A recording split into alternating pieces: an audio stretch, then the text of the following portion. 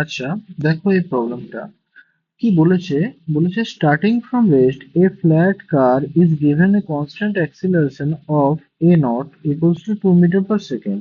A cable is connected to a crate A of mass 50 kg as shown. Neglect the friction between the floor and car wheels and mass of pulley.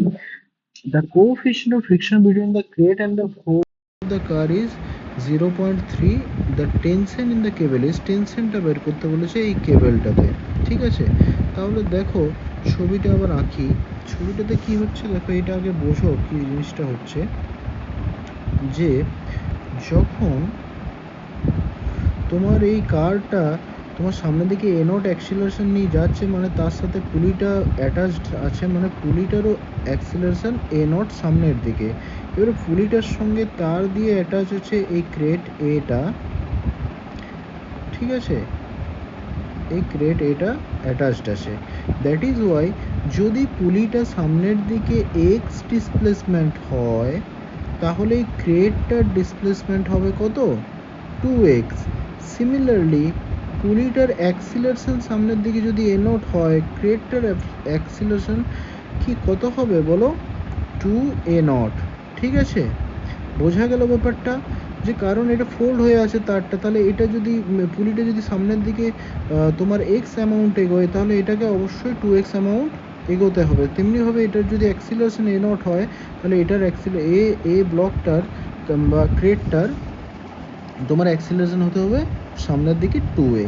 ওকে, এরপরে যদি ব্লকটার সামনের দিকে 2a acceleration হয় তাহলে frictional force কোন দিকে লাগবে, অবশ্যই এটার মোশনটাকে কি করবে, অপোজ করবে, ফ্রিকশনাল ফোর্স পেছনের দিকে লাগবে। আর যদি ধরে নিই টেনশন হচ্ছে, টেনশন ইন দ্য স্ট্রিং হচ্ছে টি, তাহলে এটার যদি এফবিডি আঁকি তাহলে দেখো কি হচ্ছে, এখানে এফবিডি অফ এ, এফবিডিটা কীরকম হচ্ছে দেখো,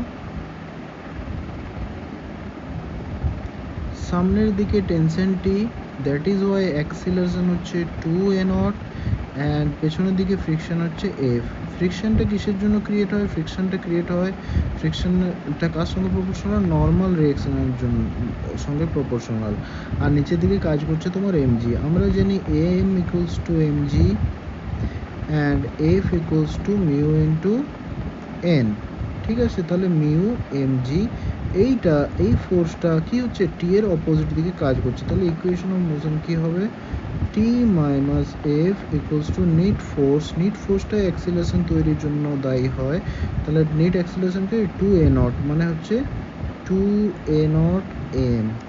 ওকে, তাহলে টি এখানে কত, টিটা বের করতে বলেছে, minus mu MG equals to 2a0 m or t equals to 2a0 plus mu g into m और t equals to কি হয়ে যাচ্ছে দেখো, t equals to হচ্ছে 2 into 2 plus mu বলে দিচ্ছি 0.3 into g হচ্ছে 10 ধরে নিচ্ছি, আর m টা হচ্ছে 50 KG.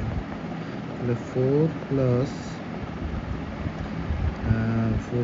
3 into 50 or 7 into 50 equals to 350 Newton. এটা হচ্ছে টেনশনের ভ্যালু।